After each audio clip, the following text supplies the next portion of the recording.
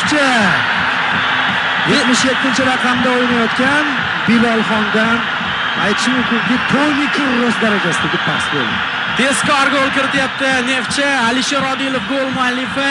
Dastlab chap qanot orqali hujum tashkil etilganida aynan Alisher Odilov faolligi evaziga bu hujum rivojlandi. U to'pni saqlab qoldi. Qarama-qarshi qanotga hujum ko'chirilgandan keyin Ibrohim Halil Yo'ldoshev a'lo darajadagi uzatmani amalga oshirdi va Alisher Odilov hisobni ochmoqda. Juda ham tezkor gol.